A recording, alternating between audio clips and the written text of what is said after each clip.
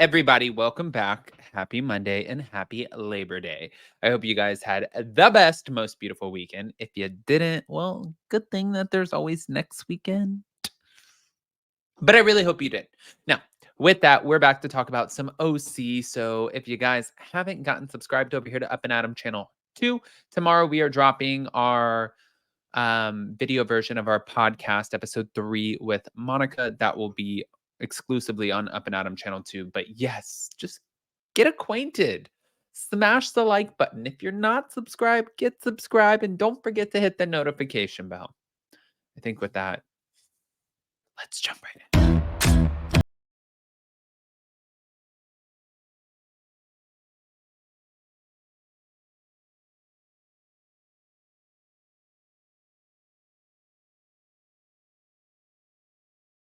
Like we do it. Okay, guys, where do I begin? Well, probably right here. Always.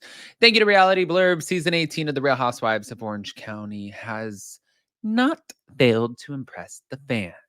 Now, at the center of things are Shannon and Alexis, the latter of whom has floated the idea of embarrassing the former with ring camera videos from the night of Shannon's DUI. Now, Emily Simpson is weighing in on the drama as she shares what Shannon told her off camera about her relationship with John Jansen and how she feels about John's lawsuit, which I wouldn't imagine that she feels good. I think it's a shitty lawsuit. I think it's a shitty thing to do. I think it's a shitty lawsuit. And I think it's only shitty because if she paid for as much as she said she did, then I feel like they're even. But then again, I haven't seen the receipt, so let me shut up. As fans will recall, John is currently suing Shannon for $75,000, which he says was used for a facelift. Alexis even brought up the lawsuit on the show despite not being in the picture when he claims to have loaned Shannon the money. Now, Shannon's defense is that the money was a gift and she offered to pay it back, but he decided to pursue legal action instead. Now, recently, Emily sat down with Us Weekly to discuss all things OC, and of course, a major part of the conversation concerned Shannon and Alexis and their drama with John. When it comes to John's claim of, this $75,000 loan, Emily says, I was actually shocked by it. I didn't know anything about it. And Shannon, for however long she was dating John, always told me that on the down low, after some margaritas, she would tell me a lot of things about their relationship.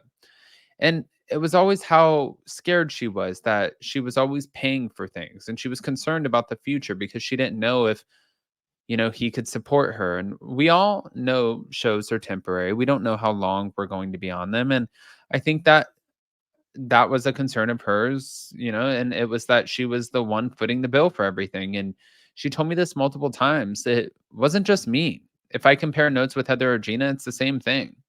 So I think collectively, we all had this understanding that she was spending a lot of money on the relationship and we felt bad for her. So then when those receipts came out, I was like, that's a lot of money. And that's maybe a piece that you failed to mention. So I was kind of irritated when that first came out.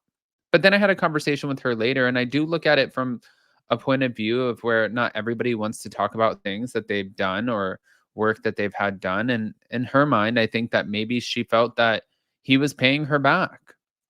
She then says, once I heard things from her point of view, I felt it was a way to humiliate her. But the interviewer asked Emily if she believes Alexis actually wanted to try to forge a friendship with Shannon despite dating her ex. And Emily says, that's the thing with Alexis. And I think that's what was bothering me. I never had a problem with Alexis being with John. And then the first group outing, which was Heather's party, I actually rode there with Alexis, and I felt like on the way there, she was very reasonable. She was like, I don't want to fight with Shannon. I don't want to be in a bad place with her. And I was like, okay, that's a mature aspect. But then when we get there and it's like, she says one thing, but acts completely different. Ugh. Emily explained, she'll say, I want to be friends, but then she'll humiliate her. She'll say, I want to get along with the woman, but then she'll constantly talk about John in front of her. It doesn't make sense. But Emily has also questioned, I guess she's, whether or not she thinks Alexis was intentionally mean to Shannon. And she said, yeah, when you show up to a dinner and there are a bunch of people there and you have copies of receipts, there's nothing except the fact that you're trying to humiliate her.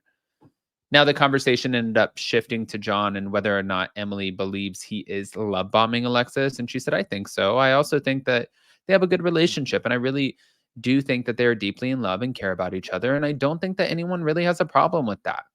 I think the problem is the constant feeling that we all have to jump on board and accept them and realize, that Shannon was the problem and not him. And that can't happen by being forced down your throat. It happens over time organically. And I think that's where she was wrong. But regarding Alexis not taking John's behavior as a red flag, Emily says, I don't think she sees any flags.